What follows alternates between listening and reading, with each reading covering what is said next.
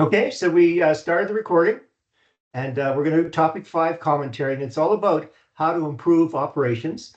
So I just wanted, if you can just give me a thumbs up. Can you see the screen, and can you hear me okay? And if you can't, just unmute and let me know. Okay, well, good. Okay, thank you so much. Okay, so I think one of the things, well, let me see. Jennifer, do you have a question? Go ahead and ask the question if you have a question. You okay? Okay, so the thing about topic 5 is that when we talk about management principles, I mean it's basically inside of production and operations that you have impact on, whether that's a product that you're producing or it's a service that you're producing. And what's going on is that this topic has very significant artificial intelligence impact right now even, and I'll show you some statistics as we go through quick, and in the future. And this is where your roles are going to change. And this is where management principles need to be upgraded to be able to deal with the new future. And there's several issues around artificial intelligence, and we're going to get into that. So I will be, I put in a few slides in here, and I'm going to go through them fairly quickly because I want to stay with the content. And there's quite a bit to cover in topic 5, and I want to see that you can do some work in participation A. It's a group 5A for this topic, and it'll get you started. And then I'm going to go into the rooms and then see how people are doing. So when you go into the rooms, unmute and talk to each other. And you won't necessarily be in the same group of the Blackboard team, but I'd like you to work together, and then you take that experience back to your group to be able to do participation activity 5A and subsequently participation activity 5B. Okay, so you can see here, just in this little illustration that I put up here, AI is impacting us like already today. And I think that there was one stat that over the last 4 years, AI inside of business has increased in terms of applications by 260%. So we're living AI right now. But what's happening is that AI is getting more and more effective and brilliant and almost scary, as we go along. And I'll show you some stats along that to kind of really show you what's going on. And I'm going to talk about assignment number 3 tonight as well. And hopefully I'll be able to motivate you to take a look at that assignment number 3 during reading week, because there's some associated reading that happens along that way. All right, so we'll get into it here. Okay, so here's a great paper that I found, and the link is just on this presentation, and we know how to find this presentation, right? It's under weekly topic commentaries in Blackboard, and you'll find this under the folder of topic 5 commentary.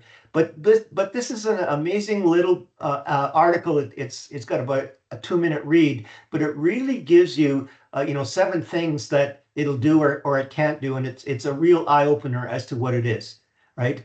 Assignment number 3.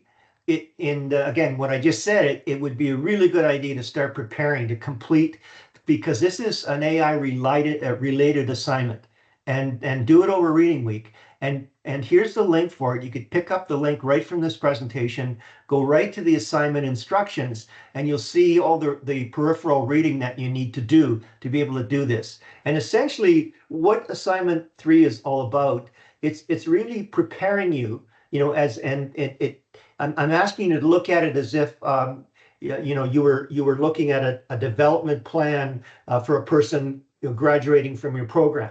Doesn't have to be yours.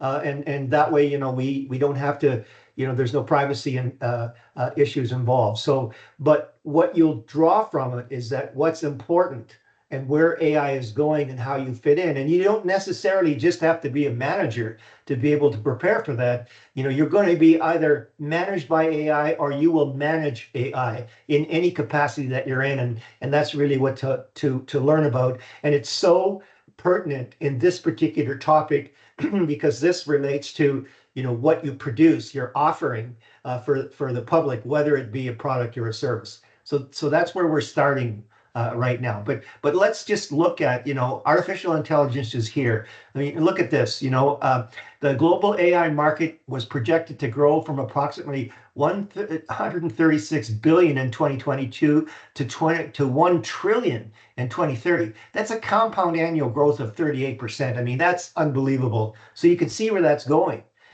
And you can see that a survey in 2023 said 48% of businesses were already using or planning to implement generative AI tools in the next 2 years. And the investment is crazy, all right? Nearly 45 billion in 2023 alone.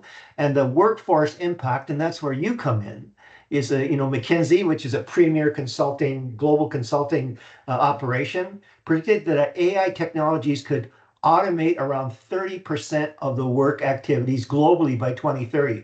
Can you imagine what kind of issues that's going to create, in the management sphere when people need to be retrained and reassigned, or actually, laid off and let go?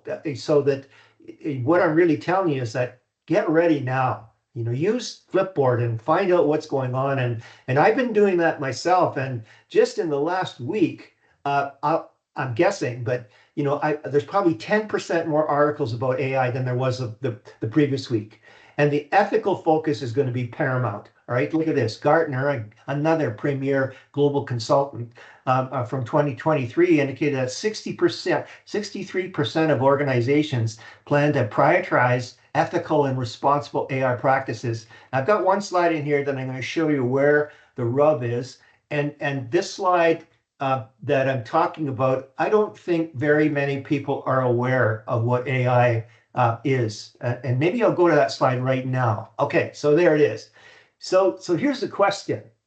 Is AI an agent, or is AI a tool? So what do I mean by that? And I've got an article here. You can go to the link. But I wanted you to be aware of this. And this is where the issues, especially on the privacy issues and on the social issues. If it's a tool, that's fine. What's a tool for? So if you have a blowtorch, for plumbing, it's a tool, and you know that you're going to use it for plumbing, and you know what the result is going to be. But if AI is an agent, what that means is you've created these algorithms in artificial intelligence, and that agent has the freedom to be able to learn more and to make decisions on the fly. So as an agent, you don't really know what those outcomes are going to look like. And there's where, there could be malice involved, or there could be opportunity. And that's where you're really going to have to, you bring your skills to be able to be a good artificial intelligence actor. And the thing is that I think just knowing this, is AI an agent or a tool, will put you ahead of the game in terms of when you get into your next position, or maybe you start your own company, to really start to differentiate, where AI can do the best for you, and where the risks and the damages could be for AI as well. So I wanted you to be aware of that. And again, I'm telling you this so that you can kind of really get a sense of, okay, assignment number 2, you still haven't finished it yet. It's due on October 21. But if you spend a little bit of time and taking a look at what assignment number 3 is all about, you're going to be in really good shape. And oh, by the way, a lot of the items that you're going to see in the 10 slides down this presentation are very pertinent to what's going on, especially in production and operations. And the production and operations really is the crux of your transformation. You start with inputs, you transform it into outputs, and you add value. And we're going to talk about that. So that's the start. Okay.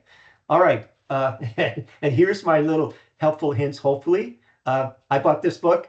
I bought this book for my kids, and it's changed my life. And really, what it is that if you want to stay on top of things, have a read, and also, if you don't want to buy the book, just download the free summary of this book to really find what the principles are. But what it is that it's all about creating success habits And, I talk about being, an elite business practitioner. And if you're an elite business practitioner and you're in the top 20%, you will always have, growth. You'll always have employment. So this is one thing that I'll just put there as a teaser, but it's some way to change your behaviors to make sure, and without effort in some cases, to be able to start creating the habits that you need to be able to be successful. Okay, that's my story, and I'm sticking to it. Okay, so what are the deliverables for week 6? In this topic 5, we see now that there's going to be 3 Pearson Revel surveys that you have to complete. And again, that's done by next Monday. That's the due date. And you're going to have, 2 participation activities, 5A and 5B, and they're both group exercises. And we're going to focus a lot on participation 5A this evening, so that you can get a sense of, okay, how do I do this? Because I know I'm taking a lot of you out from or into another area that you're not familiar with. All right, but I'll just give you a little bit of background. So participation for topic 5A is a process flow diagram, and so when I worked for TELUS, I was a program manager in this large project, and it was a business process improvement program for the entire service delivery of TELUS, which encompassed 1,200 employees across the province, and a $60 million operation and maintenance budget a year. All right. And we use process flow diagrams in a little bit of a different way, in terms of they were process flow for the business itself. And I can tell you that in some cases, in some particular areas, we extracted 40% of the costs. And that's no exaggeration. In a lot of the areas, we extracted 20% of the cost. So when you actually see something on a piece, and I'm just going to, okay, I need to, okay, thank you. All right, so when you see that that process on a map, on a wall, all of a sudden now, you and your colleagues can look at that and have some very rich conversations on how you can improve that. And that's when things come alive, so that you can actually improve operations. So this is just one small technique that is really coming out of the front end of the post-industrial revolution, and looking at trying to be more effective and efficient. So it'll be one of the theorists that comes under. So I wanted to sort of get you ready for that. So you probably can't see this on the screen, but this is just to show you, okay, there's going to be 2 participation activities and 3 Pearson Revel surveys that are due this week. Okay, so any questions about that at all? Any questions? You can unmute if you like and ask me a question, or I'll just put the chat on, and you can, I'll watch the chat as well. So I've just put the chat on, and if something comes up, during the webinar, just chat it up, and then I'll try to respond to it. And if I don't get to it by the end of the webinar, I will get to it. I will send an announcement out with the actual answer. Okay, so again, I get back to the course outline, and if you take a look at topic 5, you'll see that the Pearson e-text done by Robbins and company, chapter 13 is related to topic 5. So this is a key area that is part of your study, and I showed you that, and again about the test, I was really pleased. 76.3% average. That's amazing. Everyone did quite well. And the thing is that I've showed that map out on what's really important, right? So you look at these commentary presentations, you look at these e-text presentations, and then along with what slide deck is in the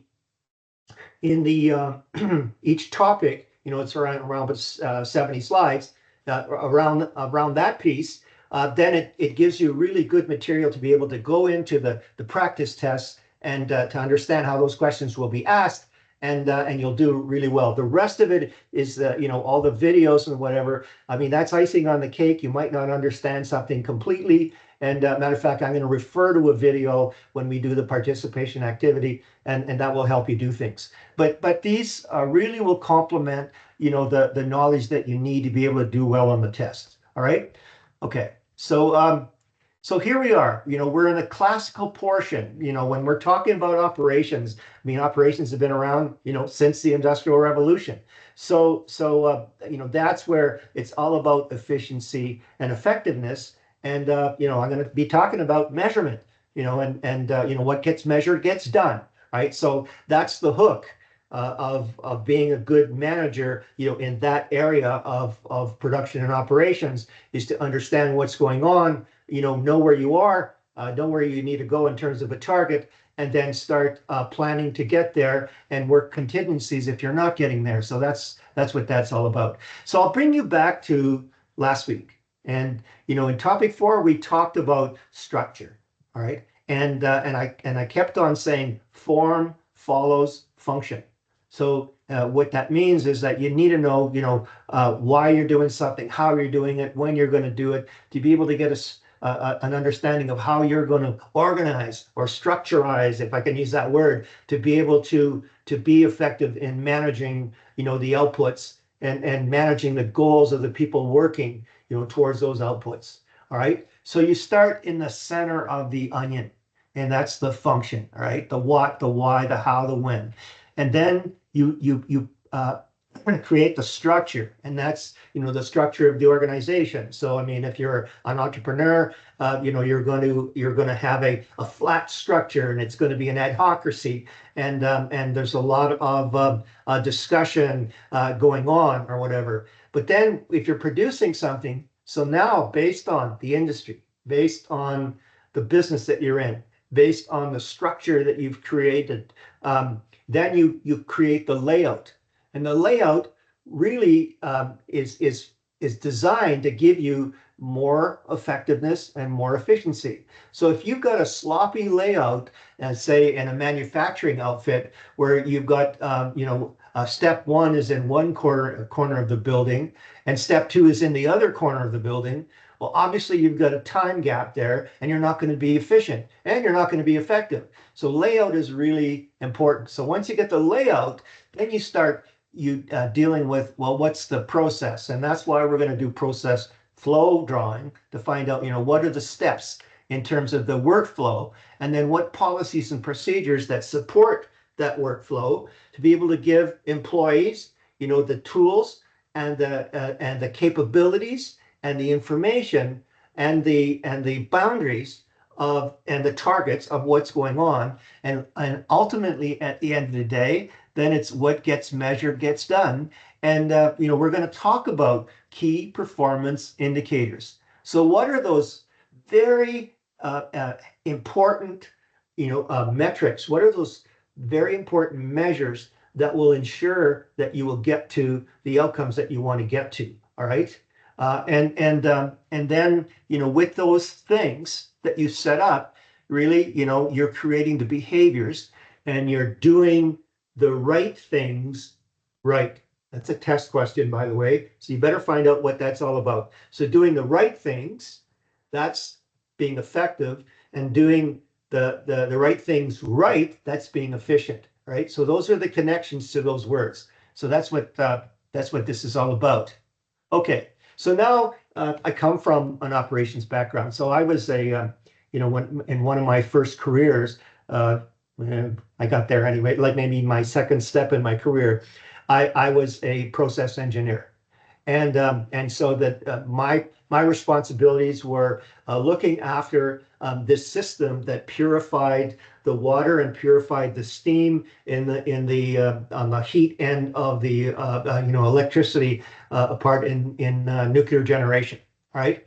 But it encompasses so many things, like forecasting. If you're forecasting and you don't make enough, well, then you shut down. If you make too much, and if you make too much product, then what happens is then it's in inventory, and you're losing money because you have too much working capital. So it's a make or break function. Capacity planning, that's where you take advantage of economies of scale. Scheduling, the timing is everything in terms of hitting the market rate. If you take a look at people protection equipment during COVID.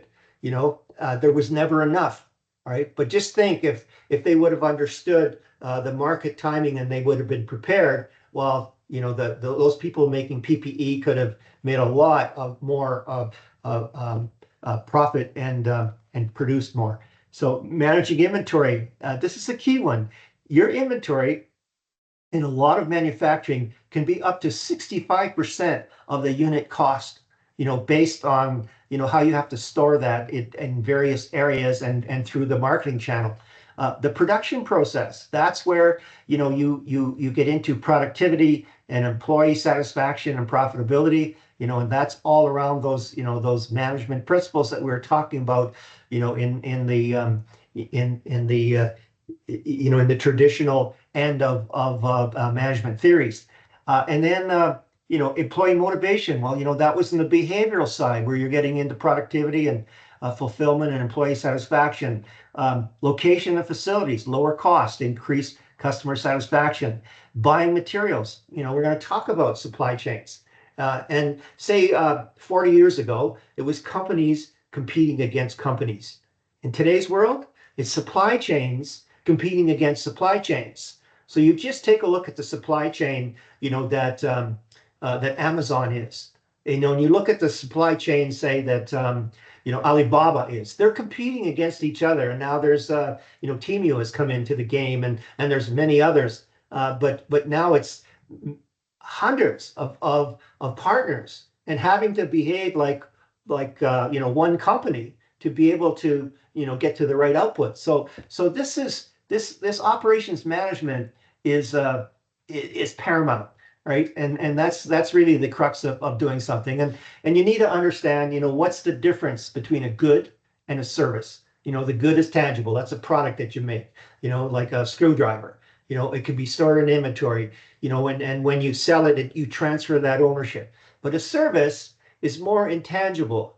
But what's changing on the services is that there's more virtual reality. So a customer can understand what it will look like and have a lot more immediate information on how it's going to be able to make any kind of changes on the fly. But an architect will design a building for a company, and they will start building it, and they're the client, it really is at the mercy of that architect doing the right things for them. But with today's technology, in terms of artificial intelligence and the systems where you can see things a lot sooner, well, then that's going to change, a lot more as well. So services is a new game. I mean, in my lifetime, my career lifetime, marketing was all about trying to predict, right? Now in today's world with social media, it's all about measuring what behavior is, all right, versus trying to predict what behavior is. So the game has changed. Okay, and just a little bit about Canada. So in terms of the Canadian economy, the GDP in Canada is primarily services, right? So if you're looking at a career in Canada, chances are you'll probably look at the service end of the economy, and the rest is mainly around commodities in terms of mining and agriculture, and very little manufacturing. All right, so you can see that that's where the opportunities will be. All right, so now we're starting to get into getting ready to get to the participation activity 5A. 5B. So 5A and B. All right. So what we're going to do is, we're going to introduce to you what a process flow sheet is. You start with something, and you create something, and then at the end you sell it, right? And then while you're doing this, you're looking at your productivity of this process, and you're looking at what did you get out for what you put in. All right. Those are the key things. So here's one of the questions that will be asked in 5A in that activity. You're gonna talk about creating a gingerbread house. And I'm going to give you some steps to go on, so it's not complicated in terms of, oh, so how do you build one? I'll give you something to work with. But there's two kinds of transformations where you're adding value. One is a physical transformation. So you're actually making something. You're making a gingerbread house, and that's how you create value in this process, right? It's a physical transformation. And then what are you doing? You're selling it, and then it's an exchange transformation. So what you're doing is you're selling it to a customer, and you're adding value to the customer because that customer is going to see and derive value from the product or service that you created, right? So depending on what business you're in, the transformations are going to be different. And in 5A, you're going to be asked, well, what type of transformations, did you deal with in creating this gingerbread house and selling it? Okay, so then when you do the transformation, you want to understand, what value did you create?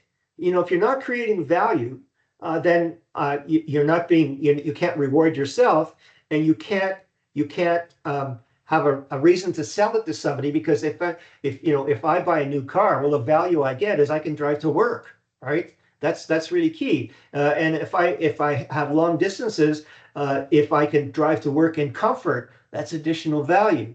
All right, so that's the way to do it. But and there's a few slides in here that will give you the full definition. But if you want to get to the quick, let's talk about value added in dollars. All right, so it's the price of the offering sold. All right, so we're going to sell we're going to sell that gingerbread house for $3. All right, and the cost of materials and the production and whatever that went into it, let's say it's $1.50. So we've created $3 minus $1.50. So $3, the price of the offering sold, and $1.50, the cost of materials and the production. So the value added is $1.50, right? It's that simple. And so what you need to understand is you underwent two transformations. You took inputs, you transformed that into a product or service, and then you created this output. And in that transformation, for a gingerbread house, it was what? It was a physical transformation, and it was an exchange transformation. Okay. All right. So here's just a few more. So value added. Additional features or economic value, like I said, if you put comfort into a vehicle, it adds to its products and services before offering them to customers. And adding value to a product or service helps companies attract more customers. So you can see that, if these competing luxury cars, if you had a Lexus versus a Cadillac, and if the Cadillac could produce more safety and comfort and fuel economy value added, well, then it's going to be attracted by more customers than the Lexus, right? So value added is effectively the difference between a product's price to consumers and the cost of producing it. So that's what you need to worry about. Okay, so we're going to ask you again on this participation activity. What is the transformation in this value add? Here's what you're going to pick out. And I've kind of given you the answer already, but I want to try to make this as transparent as possible so that you really get a sense of what is this value add all about. And oh, by the way, think of this, right? So you leave this program, you're a graduate. Let's say that you work for another organization. What you really need to think about is you need to understand that organization's vision and mission, and understand what it's trying to do, and then understand how you can bring value with your work to that position.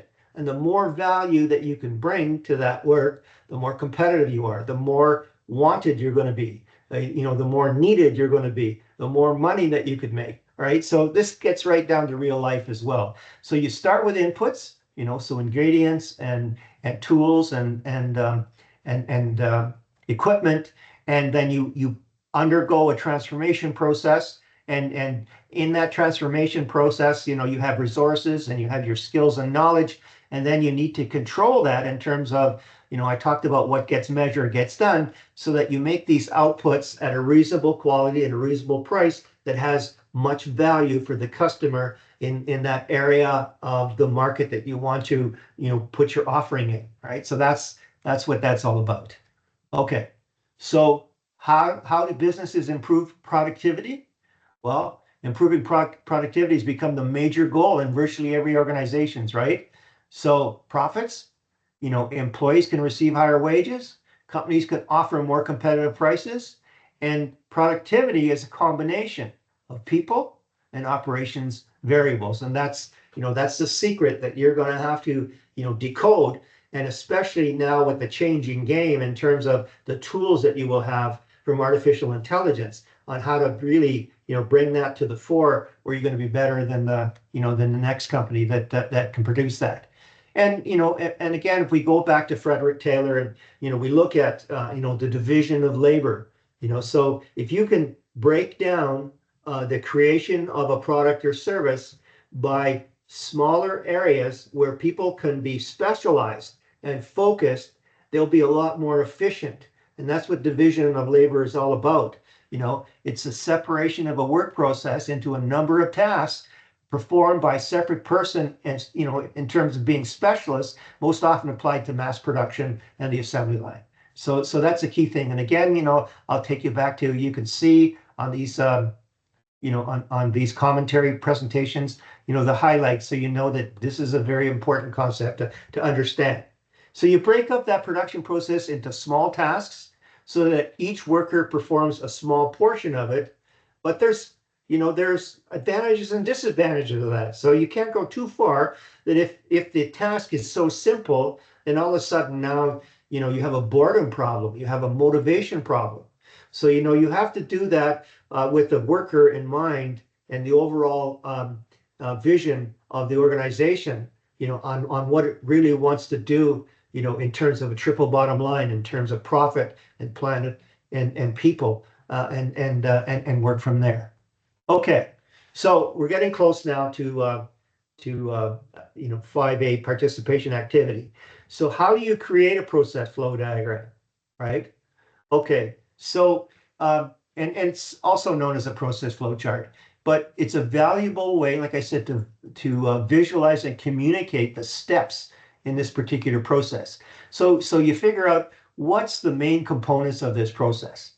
Begin by clarifying, what do you really want to do? Well, we're going to be creating a gingerbread house. Well, we want a gingerbread house in this particular one that is price competitive.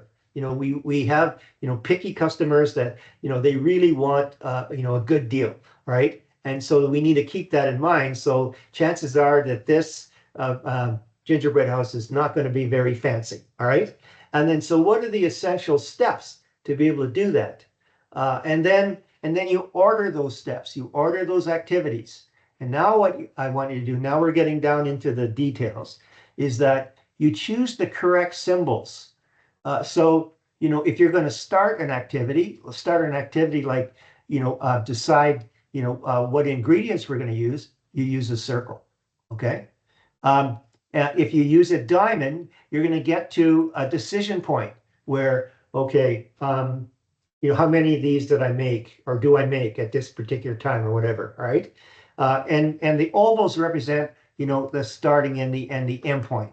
And there's other symbols, but I want you to try to use every one of these symbols in this, and then you make those connections between those activities with arrows, so people can see that where the process is going, and you can see how each step follows that.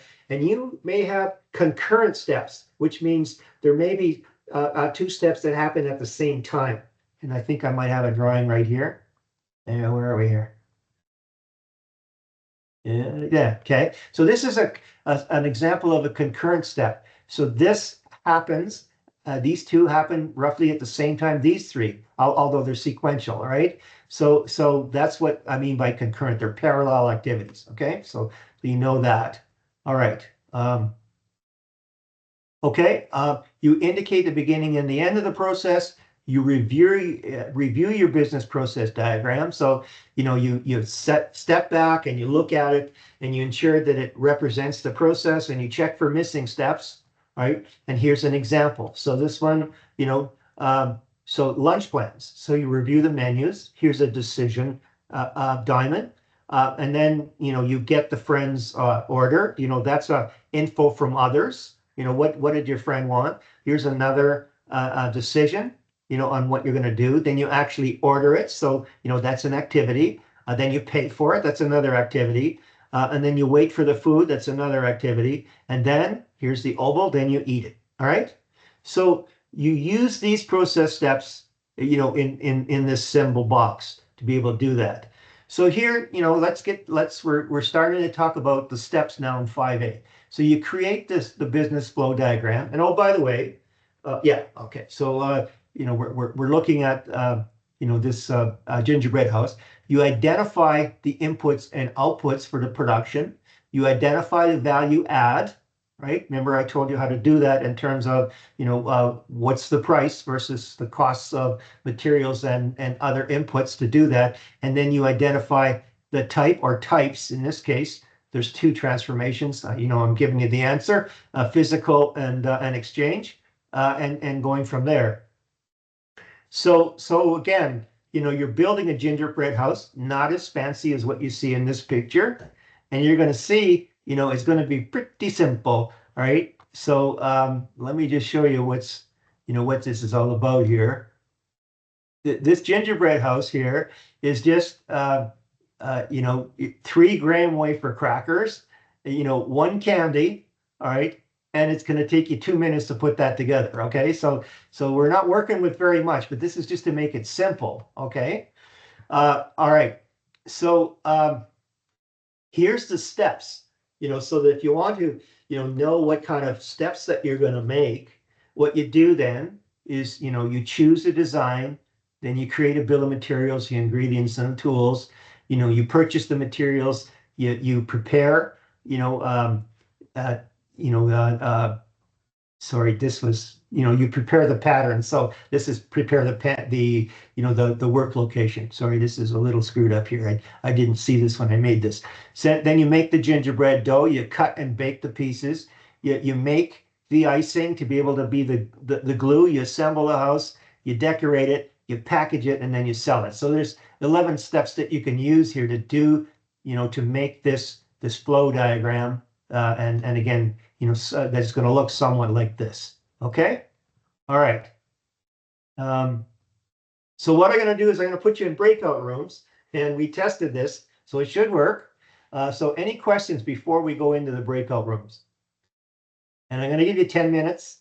And again, you're going to be with people that aren't in your Blackboard groups, but just, try to, get a sense of understanding what work has to be done. And maybe you can prepare some questions for me. And I'm going to try to come in, in and out of these breakout rooms. Okay? Any questions at all? Any questions? Okay. So let's put you in these breakout rooms. Okay.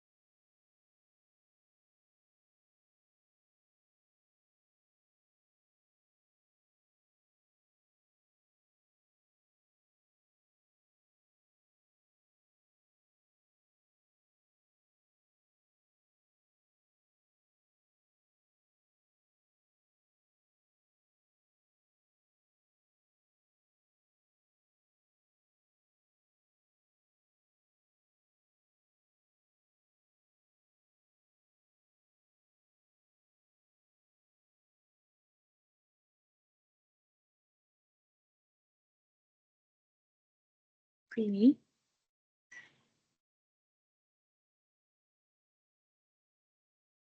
Really?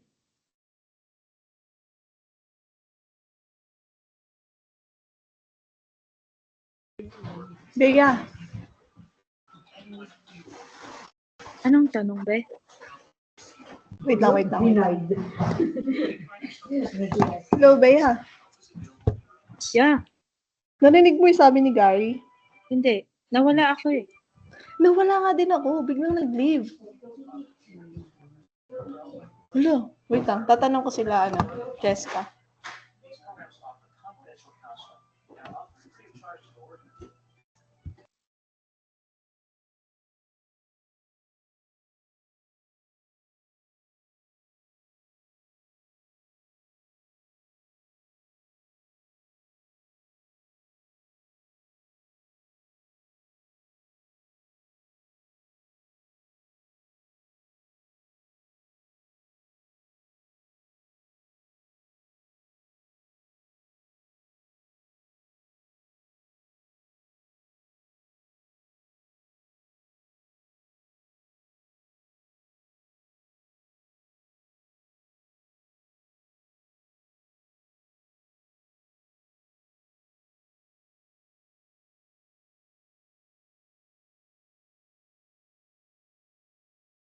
Okay.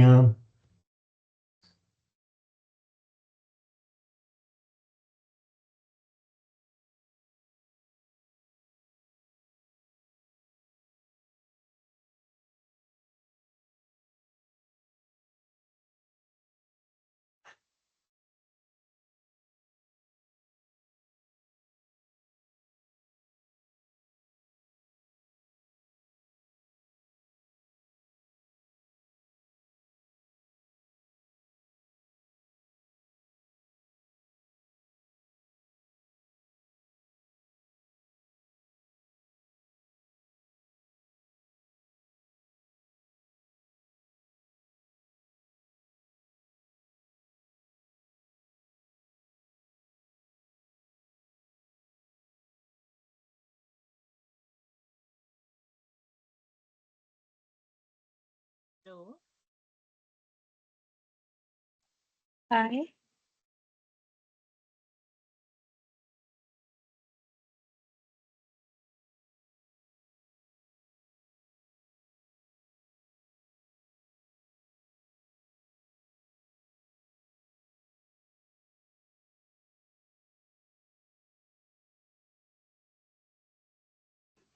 Hello, everyone.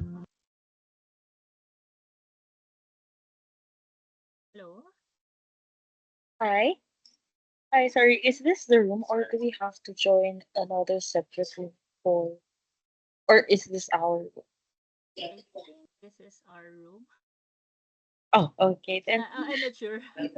Oh, okay, yeah, because there's a thing that's appearing on my screen.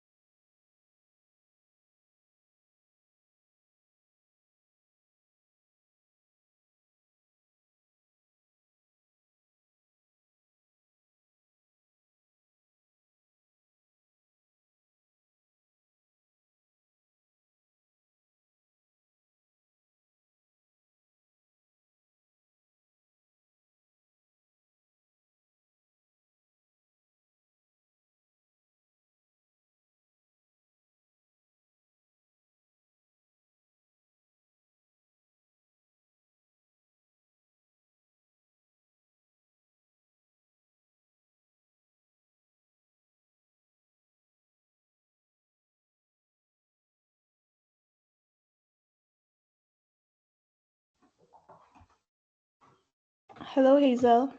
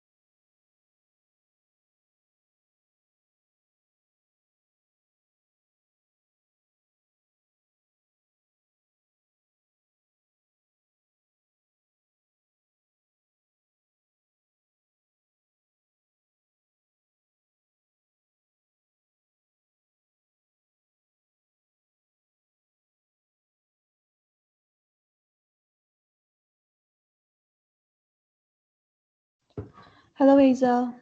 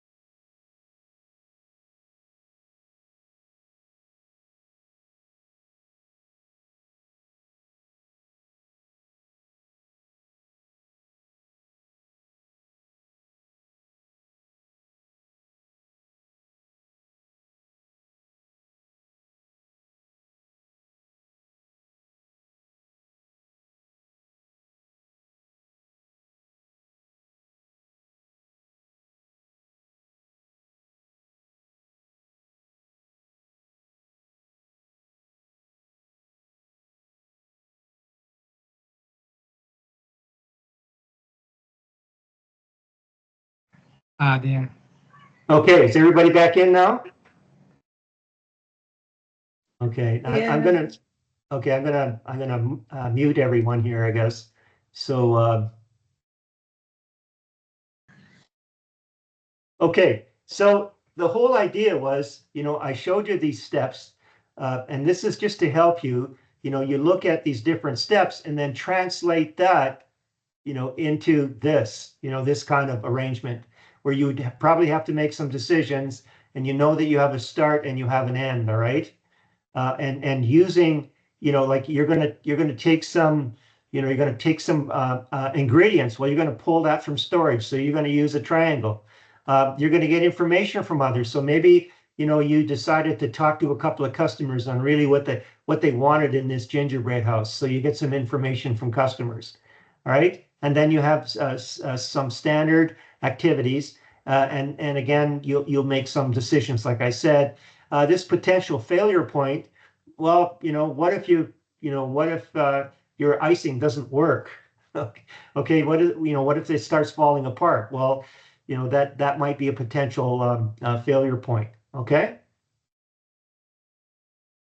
But the whole idea around this is that if you do have problems, I'm trying to understand what really needs to be done, over the next week. Just send me email, and I will put it, on announcements. Or if you want to go to Ask Coach on the on the discussion forum, we could make a string as well to kind of help you put this together with your team. So I'm hoping you're gonna each go back to your respective Blackboard team and do this as a team. Okay? Any questions at all? You can unmute and ask a question. Hi, sir. I sorry. Yeah. So these things will be done by each individual group, not the one that you just break just recently. That's correct. I just broke. It's just too complicated to know who's in what group. It would take me too long. Oh, So sure. so I just made a breakout group so you could actually talk to people to kind of get a sense of with each other and what has to get done. And now you take that knowledge to your team. Okay. Sure. So everything will be about this gingerbread. That's it. That's right. That's right. Thank you. Okay, good. Thank you for that question. That was a good question. Okay, so once you do that, then 5B then is to calculate productivity. And what I want you to do is I want you to calculate the labor productivity in terms of units of output per labor minute, and the value. So units means the units of output. 1 unit is one gingerbread house. All right, and you can and so I'll leave it at that. And then the value is that you're gonna charge $3 So you look at how many you sold, at $3 each, that's the value of output. And then how much labor did you put in to produce each one of those $3 units in terms of dollars, all right? And then you calculate, in terms of the ingredients, the material productivity, the value. Now, if you don't quite get this, and I know this is really hard to do in a webinar rather than me being there and going through it, if you go to this, if you go to the slide deck, sorry, the topic 5 in Blackboard, you can actually go to the video, and Professor Powers does a more complicated one, but you'll get the sense of what has to be done there. Okay. Now, I talked about these steps. We did the breakout rooms. You need to build one of these pieces, and now on 4B you need to show your formulas, and it's all about the units. So in some cases the unit is an hour of labor, or the unit is a gingerbread house, or a unit is in dollars. One gingerbread house is a unit of $3. All right. And using these ingredients, and what I did here is that I used different parameters to show you how to calculate each one of these using these parameters. So if you use the numbers I gave you, the $3 and the 10 cents for each graham wafer cracker, and the 1 cent for the jujube, you'll be able to calculate these pieces. So let's just look at this. So in labor productivity, that's per minute of labor, right? So if you take a look at that, so you produced 1 gingerbread unit. It took you 3 minutes of labor to produce that gingerbread unit. So it's 1 divided by 3. So that's, 0.33 gingerbread houses per minute of labor. And that gives you an idea of the labor productivity, in minute of labor. And some companies want it in hours of labor, right? And then, you're going through the same thing, but, it's because you have different units, you have a different result. And then when you take a look at, labor productivity, a shift, all right, and one shift is 8 hours. So in one shift, you'd produce 160 gingerbread houses according to these numbers. When you use the numbers here, these numbers are going to change, but this is to show you how to calculate it. This is the numbers I want you to use to make those calculations. Okay. And then here's, material productivity. So let's just take a look at this one. So what you want to know is that material productivity, and that's, how, a gingerbread house per dollar of material input. And for $1 of material input, you can really only produce 2/3 of a gingerbread house. Okay. Okay. So that's how you calculate that based on these numbers again. Okay. So I'm going to leave that. I'll check in with you guys to see how you're doing. Let me know or send me questions, and then perhaps I can help you on that, or getting there. Okay. So we still have a bit more to cover, and I wanted to kind of take this into perspective now to show you, in terms of effective management and leadership. You take a look at triple bottom line, right? So from a profit point of view on triple bottom line, it's the output of goods and services per input. So the output in an economy would be gross domestic product. And then you would look at all the input that went in to produce that GDP in terms of machine, labor, and materials and energy, and you'd get an overall measure of productivity of the country, all right, or of the economy that it represents. Now you can get a total measure of productivity from the people. So in terms of what you produce, and maybe in terms of of quality of life index. There's other units you can use. And then from the environmental point of view, total measure of productivity based on carbon footprint. And you can see, the smaller the carbon footprint for the output, the better the environmental conditions are that have been created. All right. So that's how that works. Is this part of a test? No, but I wanted to show you where it could go. Okay. So here's some work that I did, when I was doing consulting, I did and this is a process flow chart, but only it's represented in a little different way in terms of functions, right?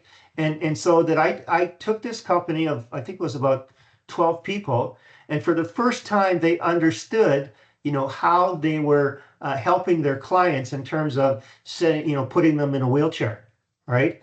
And so that, each step kind of, had clarification. So now they could use this, and they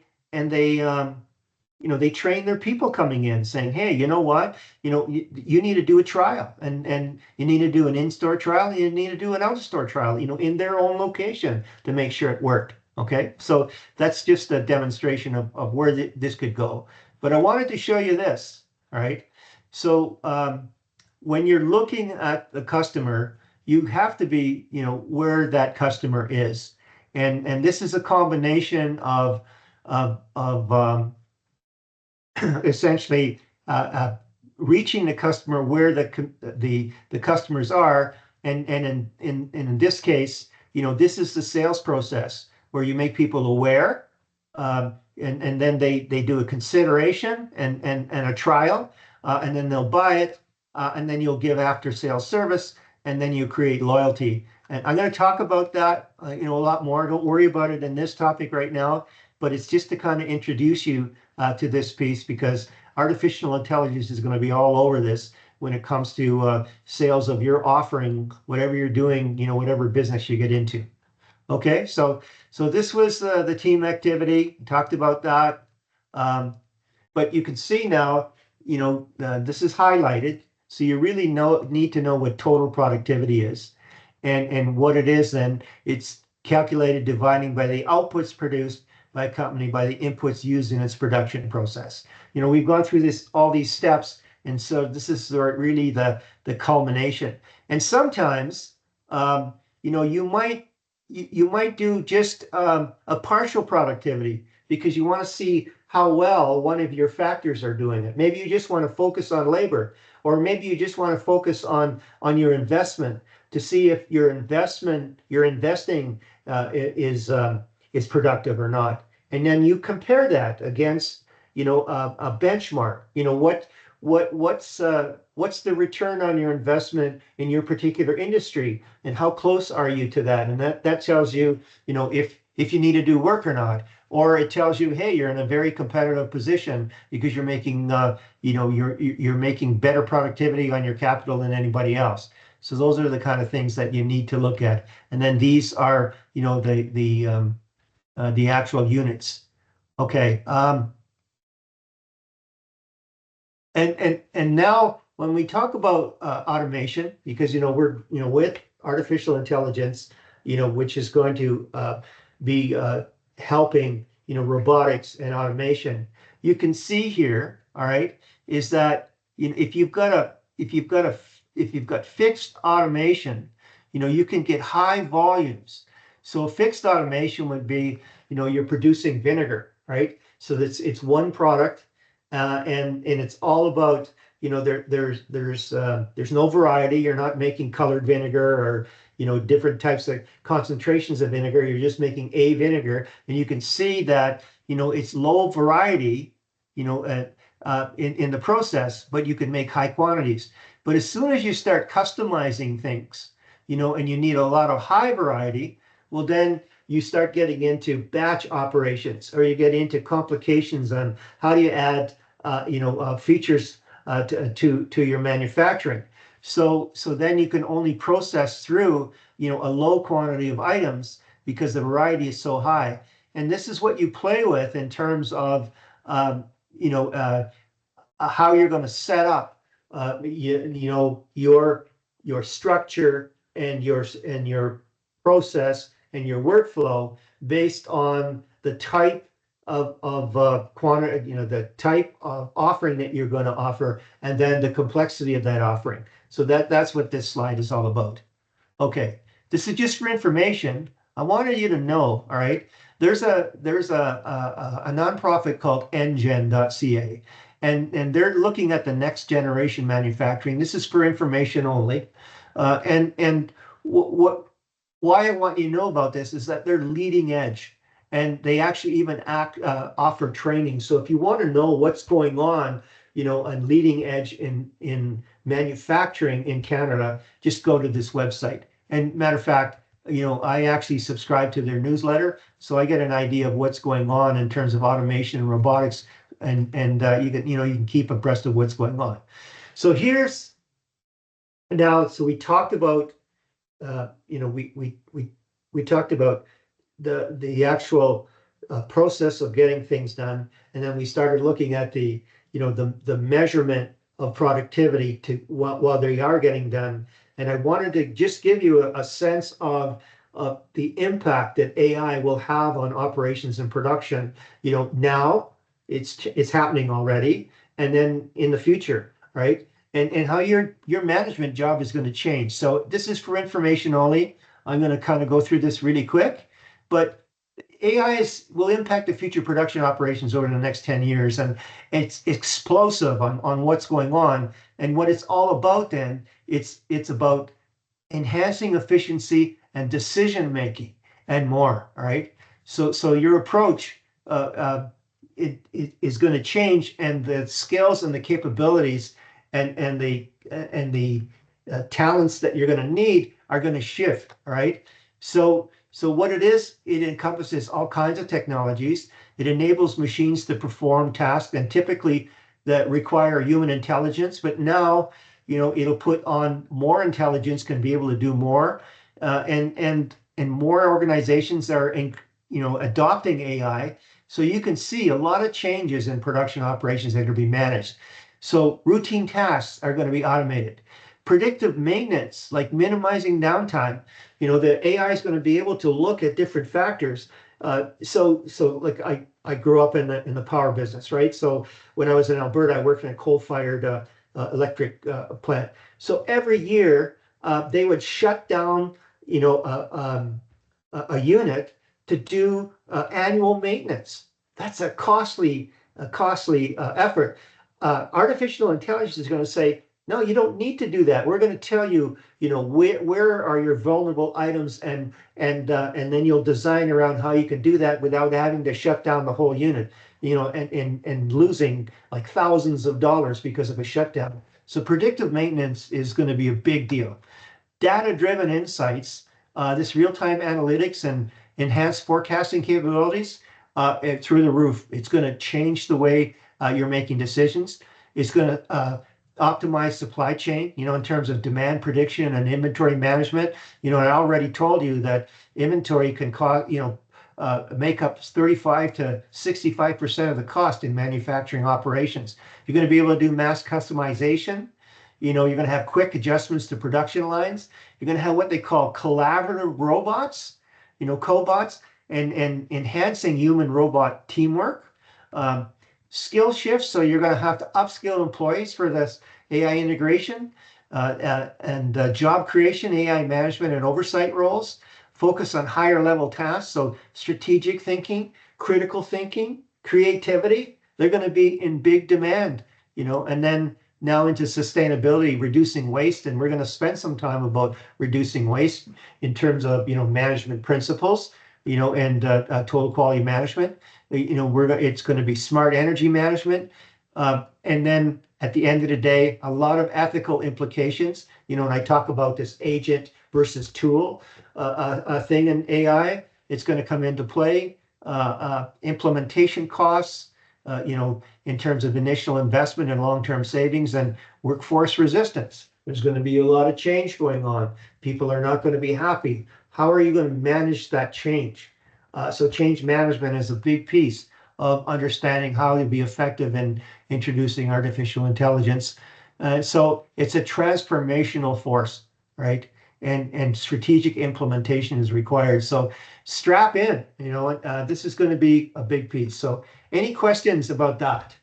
Any questions? You could unmute and ask a question. I'm just going to look at the chat here if there's been any chats.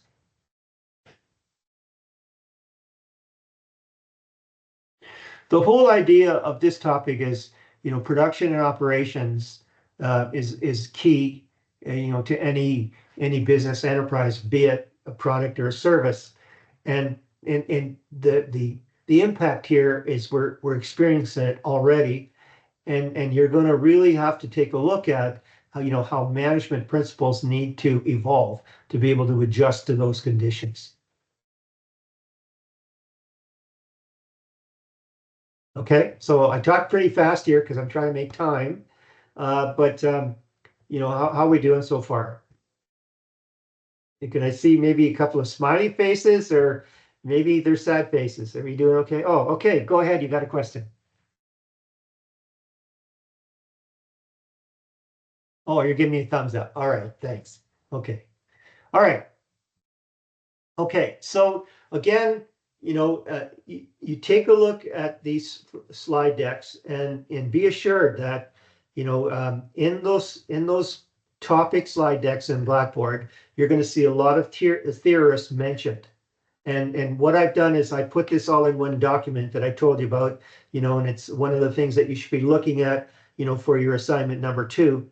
But that's where, you're, and sorry, this is not up to date. It's October 21 where this is done. But I just want you to know that go back to these theorists, and this document that I updated, from Robbins on the e-text, it's in that presentation. It really covers the key ones. Your test number 2 has at least 10 to 15 questions around theorists. All right, so it's important that you go through this and understand, who is the theorist in terms of what what were the theories, and then basically what was their contribution, right? And you don't have to go any further than going outside the materials. Especially in this one presentation, I've really got it all in one spot to help you study for that. Okay. Okay. And again, so just to let you know that these are the questions. There's 7 questions in this assignment number 2, and in this particular topic, there's a lot that's been discussed from Kurt Lewin, and their leadership styles, and again, we're going to get into this a lot more, but to know that that this is a theorist that you really want to know about that, that, and it's in the classical view of management. We talked about Frederick Taylor a lot, and mainly operations and production.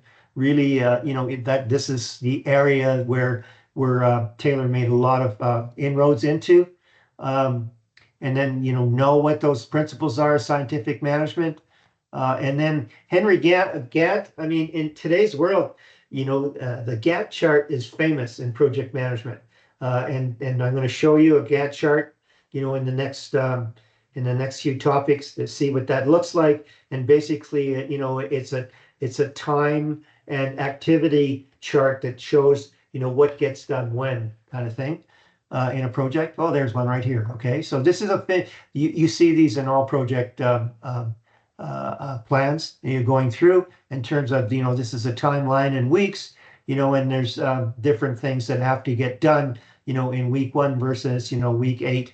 And these are concurrent or parallel activities, on what's going on as well.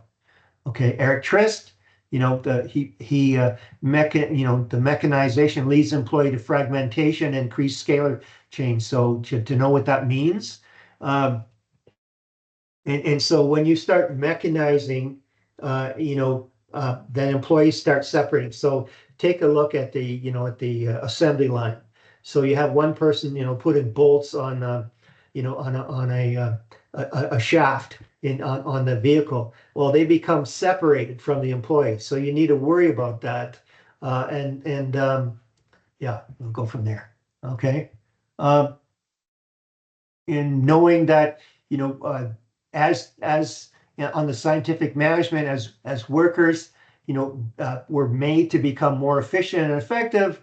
Well, then all of a sudden other problems started to arise from these conditions, where they started looking then at the behavioral management to focus on the worker behavior. So, there's no, a strength can become a weakness is really what we're saying. You'll find a way to up the efficiency and effectiveness, but then all of a sudden you start discovering that there's some downside to that. And now how do you elevate, you know, the whole effort in terms of keeping people happy and looking after their health and safety, as well as being productive and efficient. Okay. And that's it. That's it for this one. So any questions at all? I know we went through this pretty quick. If you have any questions about activities 5A and 5B, you know, I'd be happy to address those, and, you know, send me an email, and then I'll put it on the announcements. And again, take a look at the readings that you're being asked to read, you know, and on the instructions of each assignments. I know that you're likely working on assignment number 2 right now, so be mindful of, you know, those requirements that I put on there, and it's all about organization. So the more organized you are, you know, the better I'm going to be able to mark your paper. All right, and use your reading week to take a look at assignment number 3. I think you'll save yourself a lot of angst, and you'll have a chance to ask me questions beforehand, so that you know, I can clear up anything that needs to be cleared up. Okay. So I see a hand up here. So Dylan, do you have a question? Oh yeah, I was just gonna wonder, so for next Monday, there's like nothing, is there anything due for like reading week Monday, or is it all just pushed to the next week? Well, it's for consistency, you know, it's due. All right. But in terms of, will you be penalized if it's not there? You know, because I still have to mark things, right? And so that if you don't do it, then I'm delayed in the marking, and then you're not getting help as we go along. So yeah, I'm going to hold to that. You know, have it done, you know, for Monday. Okay, Or no sooner. problem. Okay. Thank you. And again, you know, use your reading week to kind of get a sense of what's going on. I know that there's a lot of information in this course, but yet, you know, I'm trying to show you the blueprint, you know, as to go through. So I'm hoping, you know, that illustration that I put on announcements on Blackboard just yesterday, I think, you know, on how to study for this material and how to do things. And oh, by the way, some of the participation activities that you're going to do, you know, are touched on in the tests. So be mindful of what you're doing, you know, when you're doing those group participation activities. Okay. Thanks for that question. I appreciate it.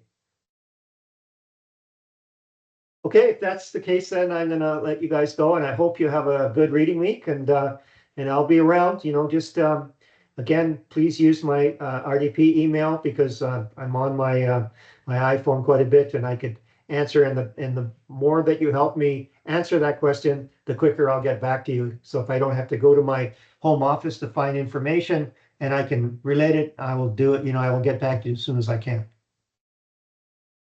All right. So have a good evening. Thank you. All right.